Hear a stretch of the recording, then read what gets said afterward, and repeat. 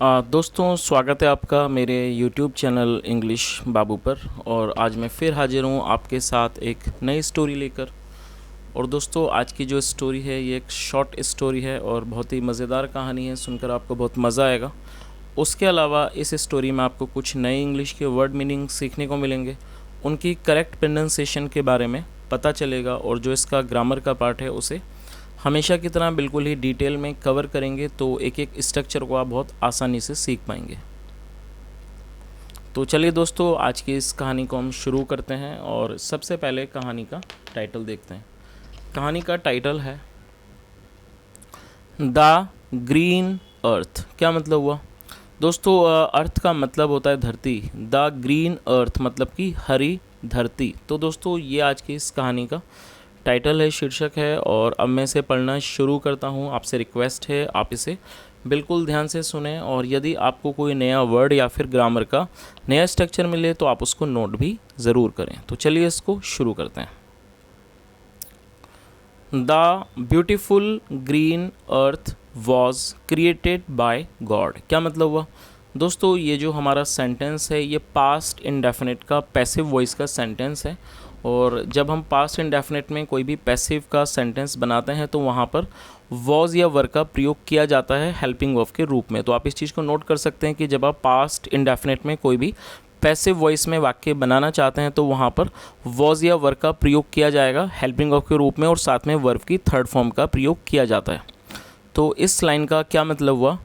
The beautiful green earth मतलब कि सुंदर हरी धरती वॉज क्रिएटेड बाय गॉड। दोस्तों, क्रिएट का मतलब होता है उत्पन्न करना, किसी चीज़ को पैदा करना, बनाना। वॉज क्रिएटेड उसे बनाया गया, उत्पन्न की गई, बाय गॉड ईश्वर के द्वारा। तो इस पूरी लाइन का क्या मतलब हुआ? The beautiful green earth was created by God मतलब कि ईश्वर के द्वारा सुंदर हरी धरती को उत्पन्न किया गया, या कह सकते हैं बनाया गया।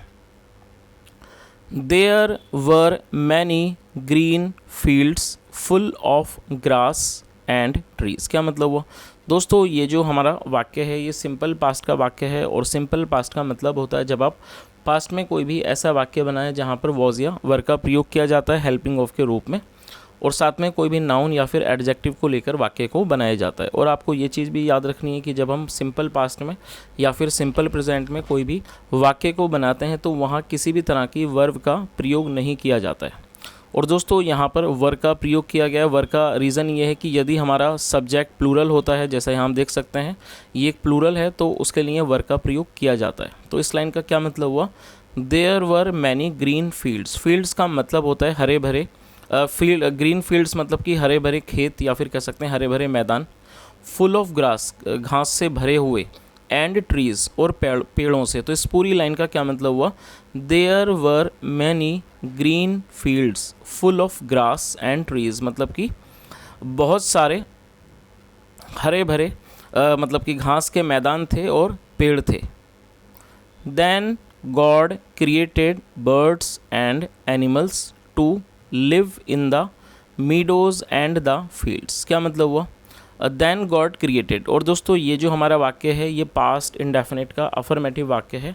पास्ट इंडेफिनिट में जब हम कोई भी अफर्मेटिव का वाक्य बनाते हैं तो वहाँ पर वर्ब की सेकंड फॉर्म का प्रयोग किया जाता है, और ये सेकंड फॉर्म है देन गॉड क्रिएटेड। और दोस्तों, आपको ये चीज़ भी याद रखनी है कि ये जो हमारा वर्ड है क्रिएटेड, ये इसकी जो फर्स्ट फॉर्म है वो है क्रिएट, और जो ईडी लगने के बाद ये सेकंड फॉर्म भी है और ये थर्ड फॉर्म भी है, और यहाँ पर इसको सेकंड फॉर्म के रूप में प्रयोग किया गया है। तो क्या मतलब हुआ?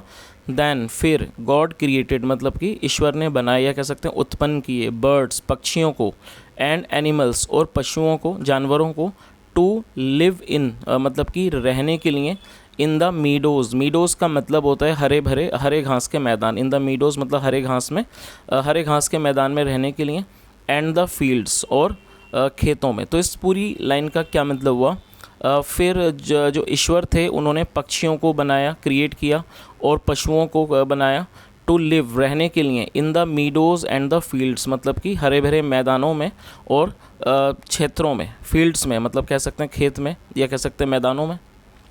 एंड फाइनली, फाइनली का मतलब होता है आखिरकार, एंड या कह सकते हैं अंततः, एंड फाइनली और अंततः, ही क्रिएटेड मैन, उन्होंने इंसान को बनाया, आदमी को बनाया, टू टेक केयर, किस लिए, टू टेक केयर, देखभाल करने के लिए, of all his beautiful creations, अपनी बनाई हुई सारी जो उनकी जो सुंदर क्रिएशंस थी, चीज़ें थी, उनका देखभाल करने के लिए। तो इस पूरी लाइन का क्या मतलब हुआ, एंड फाइनली मतलब कि आखिर में या कह सकते हैं अंततः, he created man to take care of all his beautiful creations, मतलब कि उसके बाद उन्होंने इंसान को बनाया अपनी बनाई हुई सारी सुंदर चीज़ों की देखभाल करने के लिए। चलिए आगे देखिए, this was the best creation, और दोस्तों ये भी हमारा सिंपल पास्ट का वाक्य है जहाँ पर वॉज का प्रयोग किया गया है हेल्पिंग ऑफ के रूप में, और बेस्ट का मतलब सबसे अच्छी, और क्रिएशन का मतलब होता है पैदा की गई चीज़।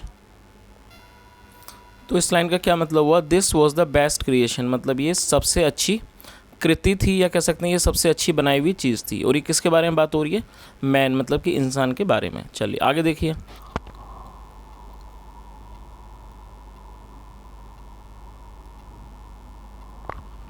But at the same time ही warned man, you must keep the earth green and as beautiful as I have made it. क्या मतलब हुआ, but at the same time, लेकिन क्या मतलब हुआ इस लाइन का, but at the same time मतलब उसी समय, ही वार्नड मैन, वार्न का मतलब होता है चेतावनी देना, ही वार्नड मैन, उसने इंसान को चेतावनी दी, you must keep the earth green. दोस्तों इस वाक्य में मस्ट का प्रयोग किया गया है। मस्ट का प्रयोग जब किया जाता है जब हम किसी वाक्य में किसी भी आवश्यक सलाह का यूज़ करते हैं, जब हम किसी को कोई भी बहुत ही ज़्यादा ज़रूरी एडवाइस या सलाह देते हैं तो वहाँ पर मस्ट का प्रयोग किया जाता है। तो क्या मतलब हुआ, you must keep the earth green, मतलब आपको अवश्य ही धरती को रखना होगा, you must keep the earth green मतलब आपको अवश्य ही धरती को हरा रखना होगा, and as beautiful as I have made, और उतना सुंदर रखना होगा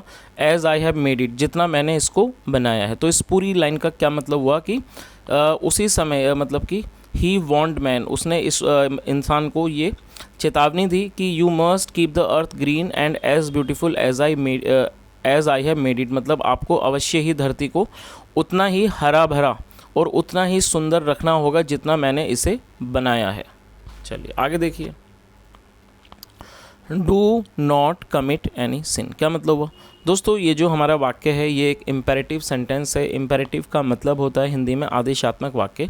जब हम कोई भी ऐसा वाक्य बनाते हैं जहाँ पर किसी भी तरह का आदेश दिया जाता है तो इस तरह का जो वाक्य है वो इम्पेरेटिव वाक्य कहलाता है, जिसे हिंदी में आदेशात्मक वाक्य कहते हैं। यदि हम कोई भी इम्पेरेटिव वाक्य को नेगेटिव में बनाते हैं तो वहाँ पर डू नॉट का प्रयोग किया जाता है और साथ में वर्ब की फर्स्ट फॉर्म लगाई जाती है। तो कमिट का मतलब होता है किसी कार्य को करना, कुछ करने को कमिट कहा जाता है।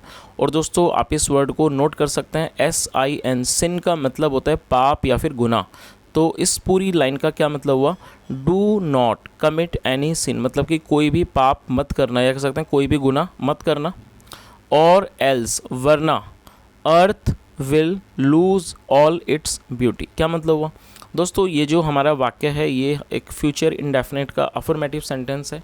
फ्यूचर इंडेफिनिट का मतलब होता है कि जब हम वाक्य कोई भी ऐसा वाक्य बनाते हैं जो कि फ्यूचर में हो, और आप देखेंगे कि फ्यूचर इंडेफिनिट के जो वाक्य हैं उसके वाक्य की टेल पर गा गेगी जैसे शब्द आते हैं। इस तरह का जो वाक्य है वो फ्यूचर इंडेफिनिट का वाक्य कहलाता है, जहाँ पर विल का प्रयोग किया जाता है हेल्पिंग ऑफ के रूप में और साथ में वर्ब की फर्स्ट फॉर्म लगाई जाती है। जैसा आप यहाँ पर देख सकते हैं LOSE, लूज़, ये वर्ब की फर्स्ट फॉर्म है जिसका मतलब होता है खोना या फिर गंवाना। तो इस लाइन का क्या मतलब हुआ, इसका मतलब देख लेते हैं एक बार। डू नॉट कमिट एनी सिन और else earth will lose all its beauty, मतलब कि कोई भी पाप मत करना, अन्यथा या कह सकते हैं वरना जो धरती है earth will lose all its beauty, वो अपनी सारी सुंदरता को खो देगी, गंवा देगी। चलिए आगे देखिए,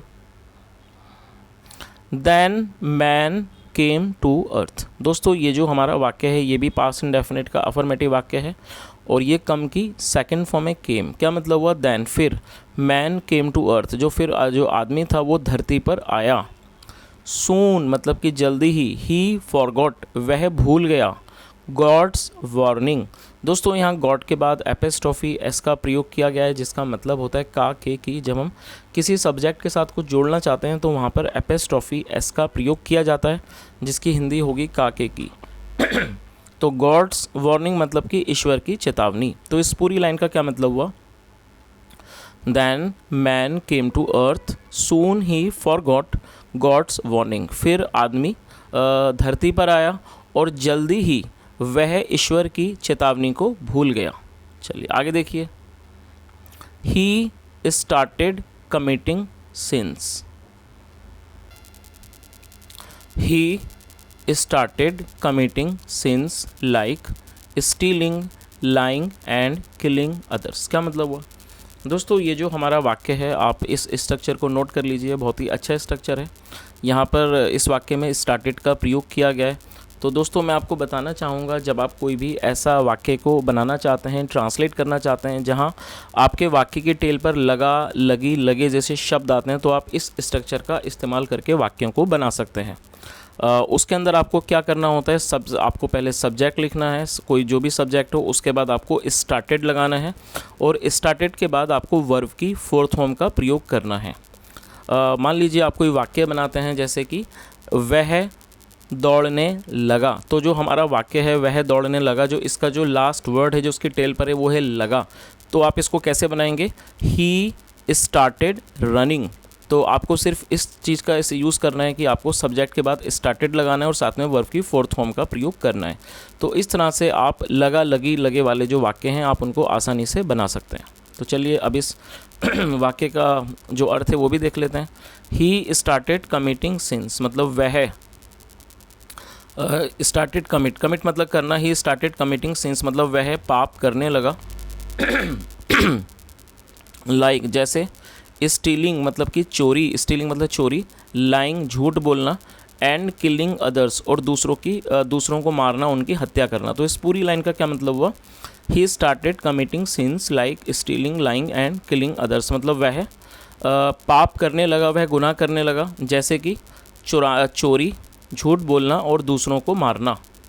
सो इसलिए the earth lost its beauty. क्या मतलब हुआ? इसलिए जो अर्थ थी, मतलब जो पृथ्वी थी, लॉस्ट उसने गंवा दी, इट्स ब्यूटी अपनी सुंदरता को उसने गंवा दिया।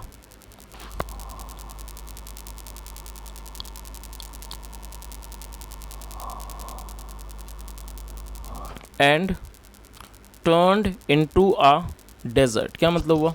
डेजर्ट का मतलब होता है मरुस्थल, रेगिस्तान। तो इस पूरी लाइन का क्या अर्थ हुआ दोस्तों? और टर्न का मतलब होता है, आप इसे नोट कर सकते हैं, किसी चीज़ में बदल जाना, और ये सेकंड फॉर्म है। तो इस पूरी लाइन का क्या मतलब हुआ? The earth lost its beauty and turn into a desert, मतलब कि जो पृथ्वी थी उसने अपनी सुंदरता को गंवा दिया और वो एक मरुस्थल में, वो एक रेगिस्तान में बदल गई। चलिए आगे देखिए। Man felt sorry for his deed. और दोस्तों ये भी हमारा पास्ट इंडेफिनिट का अफर्मेटिव वाक्य है और ये फील की सेकंड फॉर्म है। आप फर्स्ट फॉर्म को नोट कर सकते हैं, FEEL। फील का मतलब महसूस करना और ये सेकंड फॉर्म है। Man felt sorry for his deed, और सॉरी का मतलब होता है दुखी। Man felt sorry for his deed, और डीड का मतलब होता है कोई भी तरह के काम, मतलब कि इंसान ने अपने इन कृत्यों के लिए, कामों के लिए दुखी महसूस किया। देन फिर गॉड फॉरगिव हिम, और ये फॉरगिव की सेकंड फॉर्म है जिसका मतलब होता है माफ़ करना। फिर जो ईश्वर थे, फॉरगिव हिम, उन्होंने उसे माफ़ कर दिया। दैट इज़ वाई, इसलिए we have some greenery still left on the earth. क्या मतलब हुआ? दैट इज़ वाई मतलब कि इसलिए we have some greenery still left. Still का मतलब होता है अभी भी, इसी वजह से अभी भी we have some greenery still left on the earth, की अभी भी हमारे पास धरती पर अभी भी थोड़ी जो है हरियाली जो है वो बची हुई है। लेफ्ट का मतलब होता है बचे हुए होना। तो इस पूरी लाइन का क्या मतलब हुआ? दैट इज़ वाई, इसीलिए we have some greenery still left on the earth, इसीलिए अभी भी हमारे पास धरती पर थोड़ी हरियाली बची हुई है। तो दोस्तों ये आज की एक बहुत छोटी सी कहानी थी और मैं उम्मीद करता हूँ कहानी आपको अच्छी लगी होगी। और यदि मेरा पढ़ाने का प्रयास आपको अच्छा लगा हो तो आपसे रिक्वेस्ट है, वीडियो को लाइक करें, शेयर करें, चैनल को ज़रूर सब्सक्राइब करें। और दोस्तों मेरे थोड़ा गले में भी दर्द है, तो आप प्रे करें कि मेरा जो गले का दर्द है वो भी जल्दी से ठीक हो जाए, ताकि मैं इस तरह के और भी वीडियोस बनाता रहूँ। सुनने के लिए thank you so much. Have a nice day and bye.